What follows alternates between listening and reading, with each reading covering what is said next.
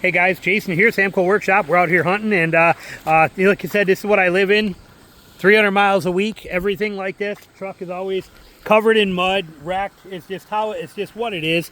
But what do you do when you come to something like this that you got to drive through? Okay, we are technically pinned in here. Now I already been through this because I came in this way, but the other end of this road I could not get through. This turned into a raging river coming through the middle of it, which we knew was washed out. As a matter of fact, I'll put an inset in here, but I actually got video of little gators swimming through there in these holes.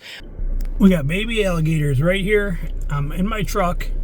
Those are baby gators. You can see one swimming right there, and you can see one right here. Right there, baby alligators.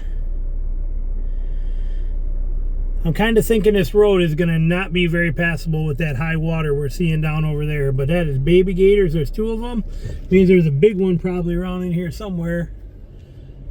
There it goes right there, cruising right up through there. But I got a feeling that this road is going to be less passable than I think it is, and we are going to have to turn around. We are just flooded out. Not gonna happen, but cool. See two gators swimming right in the road. So we got to get through this. Now the first thing you could do is walk this. Okay, I have boots on. We could walk this whole thing and find the best route to go. This mud is just goop mud. I mean, this is sticky, nasty mud, but you could walk this whole thing and figure it out. Now, the key things to note, you can see a high mound in the middle, which usually means there's ruts on the sides. You can kind of hug a side if you want to, which is not a bad idea. But we're going to talk about how to set your vehicle up to be ready to do this. You got to use what you got. And depending on your vehicle, you want to know what you have. You would be amazed how many people don't even know that any of their GM trucks have a G80 rear locker in it. They don't even know that, or how it works, and they actually counterproductively do the exact opposite what's needed. So when they start getting stuck, they let off the gas, where they should actually hit the gas to get that wheel spin up to connect the other one together through that G80 locker to help push them out. So it's very interesting what people do and don't know how to do. So we're going to drive through this. This is not a bad hole, but let's show you how to set your vehicle up for this. So we're going to jump in. Okay, so we're getting in. Hold on. Okay, we are in. Now, first thing we want to do, obviously, I turned everything off for this already, okay? We want to put it into four-wheel drive, okay? Now, you can go, we're going to just go into four-wheel drive here, okay? So we're in four-wheel. You can see it kicked in right there. Now, you can go into four-low, too, if you want to, and there's nothing wrong with that. Maybe I'll even do that for you. But in my truck, I don't have to, because I can actually run off-road plus pages, and I can use my lockers in here. But you want to be in four high. Next thing, turn off your traction control right here, okay? Traction control off, mandatory. Get rid of that so that you have the power to be able to power through this kind of stuff that you can use. Now, another thing I want to do is watch. See where it says D? I want to kick that over to M. So I'm going to slide my shifters. All I'm doing is sliding my shifter over to the manual side so that I can work this manually.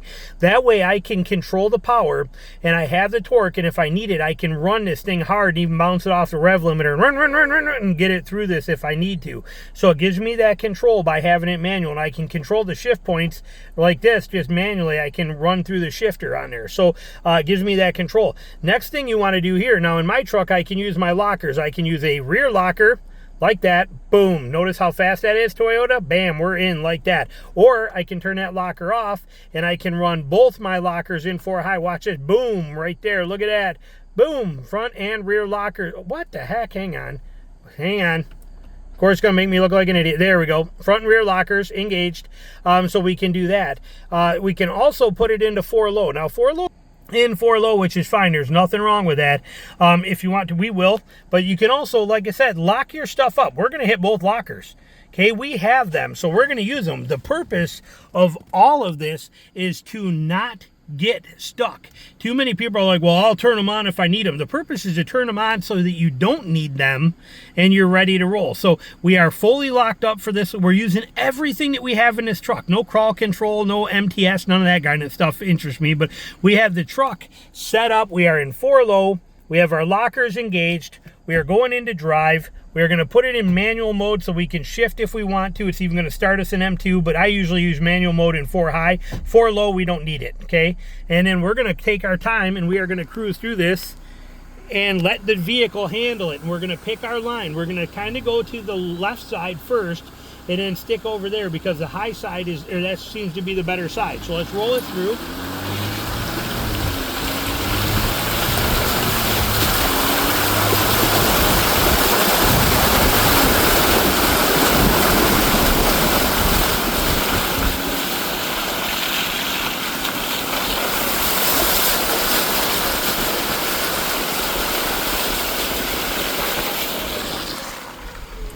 Now, easy peasy hole, nothing to it. I could have done it in two-wheel drive, but we're showing you how to do it. So then we come to a complete stop here. Once we are at our stop, we go back to neutral, or actually we first should turn our lockers off. So we hit the button, front and rear lockers unlocked. We put it into neutral. You can see it goes into neutral. We're gonna kick our gear selector up and we're gonna go out. There's two-wheel drive if we want it. We're gonna go back to 4 high. So we're going to sit in 4 high, and we are going to leave our traction control off while we're out here, and we're going to cruise around, and then we're going back to drive, and we're going to cruise around in 4 high with traction control off, and that's how we're going to do it. But that is it. You want to use everything that your truck has anytime you are unsure of something. Trying to use it when you're in a hole is not the best way to do it. Trying to wait till you're stuck to use it is a bad idea, especially in a Toyota. Okay, in a Toyota, because Toyota does not engage for low very friendly, and it's the worst in the world to try and get a locker to engage. So once you're in the crap, you're done. Okay, you can't engage either one once you're in. So before you get there, engage that stuff, have it all set, get yourself prepared, and then go through the obstacle or the hole, and that's what's going to keep you safe. And take it slow and easy and controlled, and let the traction do its job and push you through there. You want a little momentum, but you don't want to go fast enough to be breaking things, hurting things. Pick your line. That's basically what you're going to do, but use what your truck has.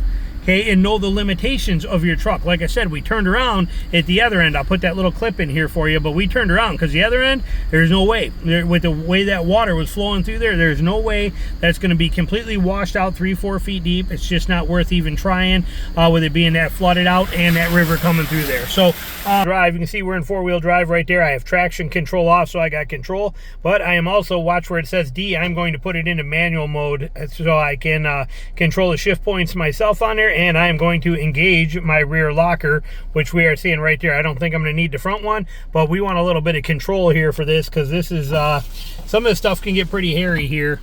So we're going to set it up this way so you can see. I'm going to put it on wide, but this whole road is going to be probably a nightmare here, and this is pretty ugly.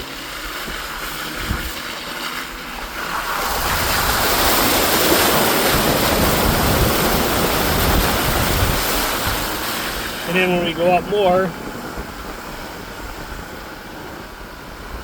this road's just all washed out. You can see how, look at the water moving down it. See that water running right there? That means that any one of these holes can be pretty darn gnarly in here. You'll see how it cuts this stuff out. See how it's cut the road out and washed the road away right here? See that? That's where the stuff gets pretty tricky. We got to drop off this. But you can see that's where things get pretty sketchy here. And this is why it's nice to have a vehicle like this. What else we got coming up? Anything else fun and exciting? Ooh, look at all this. Come on. Oh, no. Sure does sound pretty. Sure does sound pretty out there. Here's another one.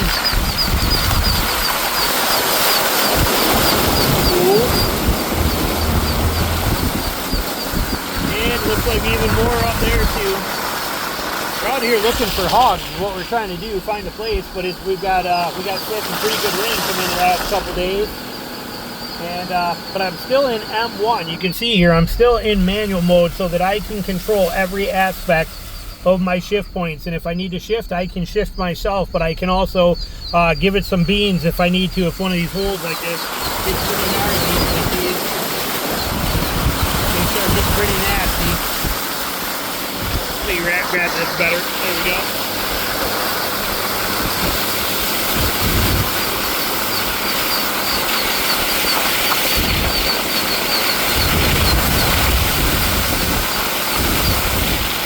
Just a bunch of slop, mud, and debris here.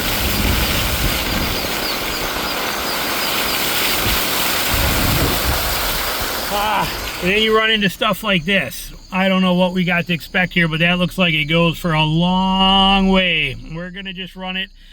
For this one, we are going to I'm going to engage both lockers just to be on the safe side. So now I'm kicking on front and rear lockers, just so I got that extra reassurance. Again, we are still in manual. The swimming holes could be bad, and you can see there's a wash stream coming through right here. Could be washed out. Woo! Other side's getting pretty deep.